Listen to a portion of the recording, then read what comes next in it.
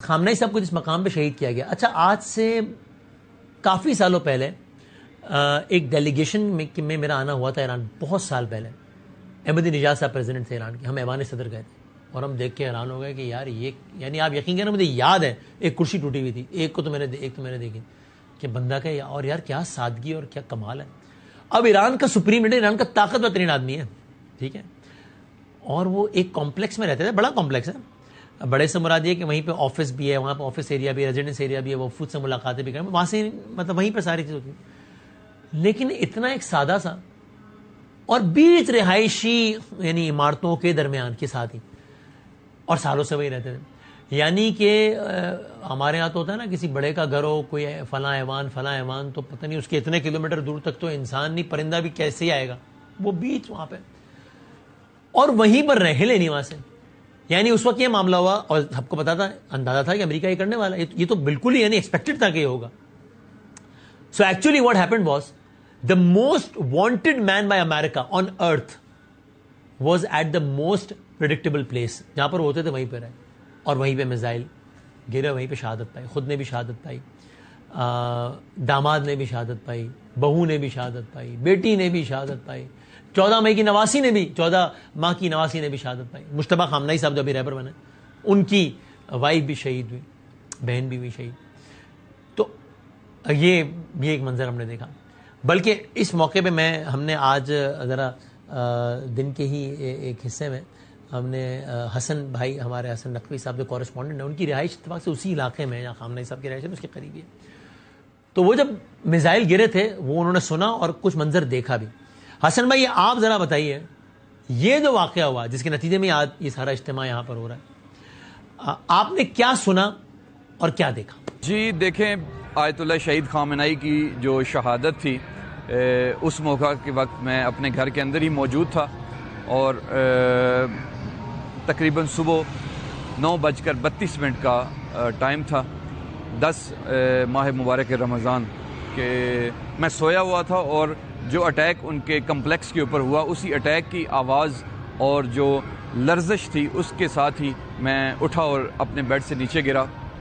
میں فوری طور پہ باہر نکلا، ہمارے جو فلور کے اوپر والا فلور تھا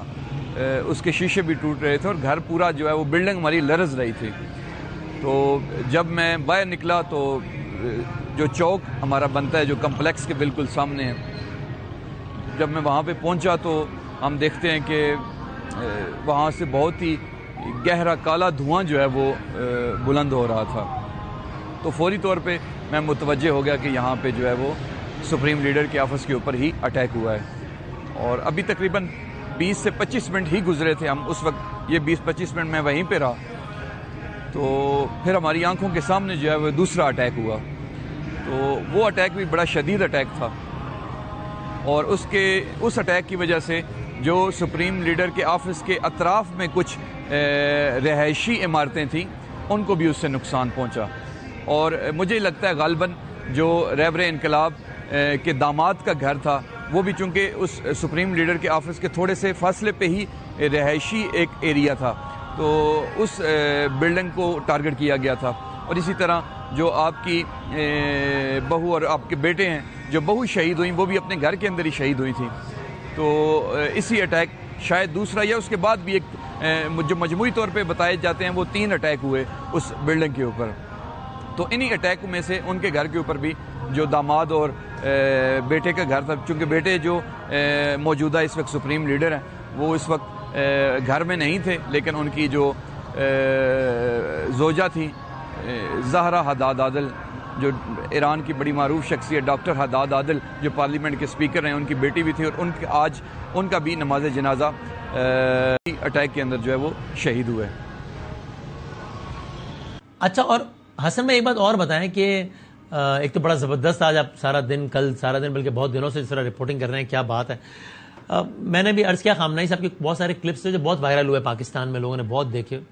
ایران میں یا ایرانیوں میں ان کی کون سی کوئی ایک ایسی کوئی خاص بات ہے جو بہت معروف تھی، جو ان کی پہچان ہو، جو خاص ایسا کچھ تھا؟ جی دیکھیں، آیت اللہ خامنہئی شہید جو ہیں ان کی زندگی کے متعدد پہلو ہیں، لیکن جن پہلوؤں میں سے نمایاں ترین پہلو میں آپ کی خدمت میں عرض کروں وہ یہ ہے کہ ایک تو وہ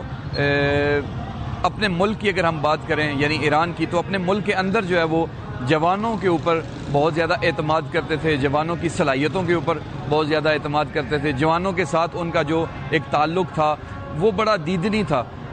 بلکہ جس دن ان کی شہادت ہوئی 10 رمضان کو، اس دن بھی جوانوں کے ساتھ ہی اور ایران کی جتنی اسٹوڈنٹ آرگنائزیشن ہیں ان کے جو مرکزی عہدیداران یا حتیٰ جو صوبوں کے عہدیداران تھے ان کے ساتھ ان کا جو ہے وہ ان کی میٹنگ ہونی تھی، تو جوانوں کے ساتھ ان کو ہمیشہ جو ہے وہ حوصلہ افزائی کرتے تھے، اور اپنی آفیشیل میٹنگز کے اندر بھی جو ملک کے سربراہان ہیں، صدر یا پارلیمنٹ کے اسپیکر یا باقی جو انتظامی عہدوں کے اوپر اعلیٰ شخصیات ہیں، رہبر انقلاب ہمیشہ ان کو بھی جوانوں کے بارے میں تاکید کرتے تھے کہ ملک کے اندر جو ہمارے جوان باصلاحیت افراد موجود ہیں ان کی صلاحیتوں سے جو ہے وہ آپ فائدہ اٹھائیں تاکہ وہ ہمارے ملک سے باہر جو ہے وہ مجبور ہو کر نہ جائیں۔ آج کل وہ کہتے تھے کہ ہمارے ملک کے جو انٹلیکچوئل لوگ ہیں ان کو اپنا ملک چھوڑ کر باہر نہیں جانا چاہیے، بلکہ ملک کے اندر ہی ان کے لیے ایسی جگہیں یا ان سے استفادہ کرنے کے لیے جو ہے وہ پوسٹیں جو ہیں وہ ان کو دی جانی چاہیے۔ ایک بات مجھے اور جاننی ہے،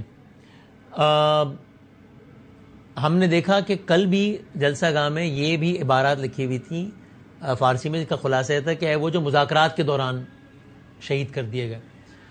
اچھا، مجتبیٰ خامنہئی صاحب کا بھی اسٹیٹمنٹ ریکارڈ پر ہے کہ میری رائے مختلف تھی اس معاملے سے ڈیل کرنے کی، انہوں نے مخالفت نہیں کی ہے، انہوں نے اجازت دی ہے، انہوں نے کہا بالکل میں کنونس ہوں، مجھے ان افراد نے کنونس کیا کہ ملت ایرانی کے لیے اچھا ہے تو میں اجازت دے رہا ہوں سب، لیکن انہوں نے یہ تو لکھا نا کہ میری رائے مختلف تھی۔ دیکھیں، شہید خامنہئی جو تھے وہ کبھی بھی مذاکرات کے مخالف نہیں رہے ہیں۔ ہم دیکھتے ہیں کہ گزشتہ حکومتوں کے دوران بھی امریکہ کے ساتھ جب مذاکرات ہوتے تھے تو وہ اس کے مکمل طور پہ مخالف نہیں تھے کہ ہم امریکہ سے مذاکرات نہیں کر سکتے، بلکہ انہوں نے ایک جو ہے وہ ڈرافٹ یا ایک چارٹ بنایا ہوا تھا یا ریڈ لائنز جو ہیں وہ حکومت کے لیے مقرر کی ہوئی تھیں کہ اس سے باہر جو ہے وہ آپ نہیں نکل سکتے، یا دشمن کے ساتھ ان چیزوں کے اوپر مذاکرات ہم نے نہیں کرنے ہیں، کیونکہ وہ عالمی قوانین کے مطابق بھی ایران کا جو ہے وہ مسلمہ حق ہے، جس میں سے ایک یورینیم کی افزودگی ہے۔ اس سے پہلے بھی امریکہ نے جو ہے وہ کوشش کی تھی کہ ایران کی یورینیم کی افزودگی جو ہے اس کو 0 تک لایا جائے، لیکن شہید خامنہئی جو ہے وہ اس کو قبول نہیں کرتے تھے۔ اسی طرح جو ہے وہ دیگر بعض خصوصاً ایران کا جو ایٹمی پروگرام ہے یا ایران کا جو میزائل سسٹم ہے اس حوالے سے بھی وہ کہتے تھے کہ یہ تو ہمارا حق ہے، لہٰذا یہ تاثر دینا کہ شہید خامنہئی جو ہیں وہ مذاکرات کے مخالف تھے یا موجودہ رہبر جو ہیں وہ مذاکرات کے مخالف ہیں، تو یہ میرے خیال میں درست نہیں ہے، بلکہ ان کی طرف سے ایک شرائط جو ہیں وہ رکھی گئی ہیں کہ جو ہماری قوم کے حقوق ہیں ان کے اوپر ہم مذاکرات نہیں کریں گے، لیکن دشمن کے ساتھ مختلف حوالوں سے جو ہے وہ ثالث ملک کے ذریعے جو ہے وہ مذاکرات کرنے میں کوئی حرج نہیں ہے۔ اس حوالے سے رہبر انقلاب شہید اور موجودہ رہبر کا جو موقف ہے وہ بڑا واضح ہے۔